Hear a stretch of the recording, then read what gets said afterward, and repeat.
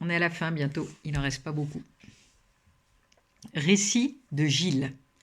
L'atmosphère était électrique quand j'ai poussé la porte de la gendarmerie. J'avais déposé Olivier chez ses parents, Patrick sur le parking, et je venais aux nouvelles, en coup de vent, avant de rentrer manger. Le coup de vent a duré davantage que prévu. C'était carrément une tempête. Quelque chose de foudroyant qui m'est tombé dessus dès que je me suis approché de Géraldine, de service au standard. Elle a eu à peine le temps d'esquisser un geste en direction du grand type qui faisait les 100 pas dans le hall d'accueil. De commencer sa phrase. « Gilles, ce monsieur t'attend, il… » Le monsieur en question m'a littéralement sauté dessus. « Vous êtes monsieur Valérian, n'est-ce pas ? Bonjour, je suis Damien Colombet. J'ai quitté ce matin une réunion particulièrement importante pour sauter dans un avion. J'ai atterri à Bâle il y a environ 1 heure. J'ai foncé sur un taxi et je suis arrivé ici pour m'entendre dire que la personne responsable de l'enquête concernant mon fils qui a disparu, se promenait dans les bois. Vous étiez aux champignons ? J'ai toisé le grand type. Costume élégant, très élégant. Cravate discrète. Attache équaise et valise à roulettes coordonnées. J'ai eu envie de l'envoyer assez sèchement sur les roses parce que, réunion importante ou pas, rien ne lui permettait de s'adresser à moi sur ce ton. Mais son fils avait disparu. J'ai pensé à Justin et j'ai ravalé les paroles assez peu aimables que je m'apprêtais à lui adresser. Je suis passé devant lui, j'ai poussé la porte du bureau, j'ai lancé. « Vous venez ? On va faire une fricassée de champignons, j'en ai plein mon képi. » Il a paru interloqué, puis il a empoigné ses bagages et il m'a suivi. La porte à peine refermée, il a remis ça. Le temps perdu, inadmissible qu'on n'ait aucune piste. Un garçon de 13 ans ne disparaît pas un matin de printemps, devant son collège, sans laisser de traces. J'ai accroché au porte-manteau ma veste et mon képi, et je l'ai écouté tout en préparant la cafetière que j'ai mise en route. J'ai disposé sur le bureau les tasses, les cuillères, le sucrier. J'ai proposé « Si vous voulez vous mettre à l'aise ». J'ai versé dans les tasses le café brûlant avant d'aller chercher, dans l'armoire métallique, le cake anglais réservé aux coups durs. J'en ai coupé 2 tranches que j'ai disposées sur une assiette. Je me suis servi et j'ai invité mon interlocuteur à faire de même. Il a protesté. « Écoutez, je n'ai pas traversé la moitié de l'Europe pour… » « Pour manger du cake avec moi, c'est ça ? Figurez-vous que je m'en doutais. Mais il est 13h40, j'ai pris mon service à 6h du matin et je suis fatigué. Vous avez eu une grosse matinée, monsieur, moi aussi. Vous êtes inquiet, monsieur, moi aussi. Et je ne courais pas les bois pour cueillir des champignons, mais parce que c'était une piste possible. Qu'est-ce que vous voulez que Léo fasse dans les bois ? J'ai expliqué. Le cours de français, Marcel Pagnol, Victoire convaincue que Léo avait voulu prouver qu'il était plus courageux que lui, Olivier, la source du chat. Damien Colombet a haussé les épaules. Tout ça, c'est du roman. Des chimères nées de l'imagination d'une adolescente. Si Léo a fugué, il n'est pas allé se cacher dans les bois. Ça ne tient pas debout. Et s'il a fugué, c'est qu'il avait une raison. Pas forcément bonne, bien sûr, mais une raison. Ou des raisons. D'ailleurs, sa mère a reconnu au téléphone que Léo était bizarre hier matin. Taciturne, pas dans son assiette en tout cas. Ce qui est bien compréhensible. Il avait prémédité de partir et se sentait face à elle dans ses petits souliers.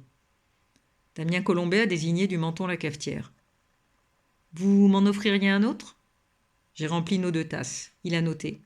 « Vous ne semblez pas convaincu. » « Pas vraiment, non. Si Léo était aussi organisé que vous le prétendez, il ne serait pas parti sans argent, sans vêtements de rechange, sans provisions.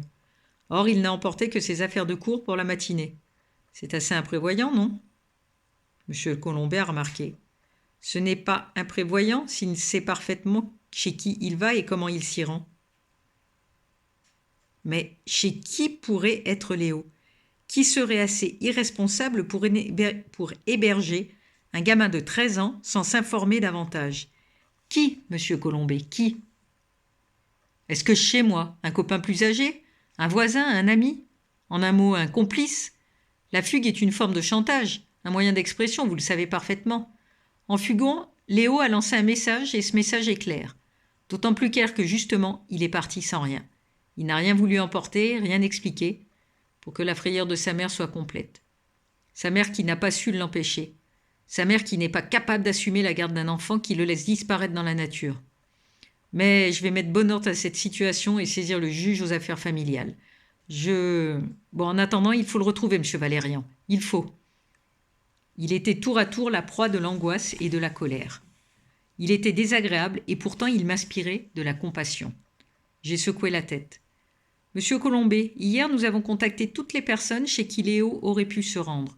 Grands-parents, oncles, tantes, cousins, petits-cousins, nounous récentes et anciennes, parrains, marraines, voisins actuels, ex-voisins, commerçants. Je vous assure que je n'ai rien laissé au hasard. Depuis hier, j'interroge ses copains et copines de classe. Aucun d'entre eux n'a évoqué un éventuel complice. Ils ne savent peut-être pas tout.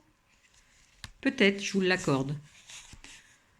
Enfin, monsieur Valérian, il faut bien que mon fils soit quelque part. Vous ne pensez quand même pas qu'il a été enlevé à 8 heures du matin sur le parking du collège et devant 200 ou 300 de ses camarades? Et enlevé gentiment, sans même se débattre? C'est pas sérieux. C'est pourquoi je répète, où est-il? Si on ne l'a pas kidnappé, s'il n'a pas fugué, où est-il passé? Ça, je l'ignore, monsieur Colombet. Vous l'ignorez? Et que comptez-vous entreprendre dans l'immédiat afin de sortir de votre ignorance? Négligeant le sarcasme, j'ai répondu. D'abord, me procurer un vêtement imprégné de l'odeur de Léo. Ensuite, demander au maître et chien de la PSIJ, c'est le peloton de surveillance et d'intervention de la gendarmerie, de venir faire un tour au collège. Enfin, organiser avec l'équipe de plongeurs le dragage de l'Allan et du canal. Je l'ai vu blêmir. Il a murmuré. « Vous pensez que... Non mais c'est absurde. Mon fils sait nager ?» Oui, mais les accidents, ça existe. Et qu'aurait fait Léo au bord du canal, un canal situé à l'autre bout de la ville? Une balade, histoire d'éviter un contrôle de grammaire, par exemple. Vous pensez qu'il déteste la grammaire à ce point-là? Pas moi, c'est Clément qui le dit. Clément? Oui, son meilleur ami. Il revient me voir tout à l'heure, je l'ai entendu hier, mais on ne sait jamais. Vous croyez qu'il vous a caché quelque chose? Non, Clément ne m'a rien caché. Rien de ce qu'il savait en tout cas. Rien de ce qu'il savait qu'il savait. Monsieur Colombet a fermé un instant les yeux, massé à deux mains son visage comme s'il voulait arracher l'angoisse qui collait à sa peau. Il a murmuré.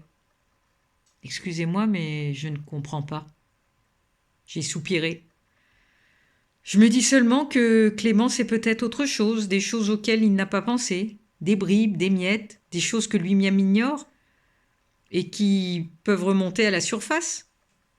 Je vais les reconvoquer tous, les entendre à nouveau. Victoire, Estelle, Olivier. Quelque chose m'a sans doute échappé. Il a paru réfléchir avant de demander. Qu'est-ce que je peux faire? Rien. Je vais juste prendre votre déposition.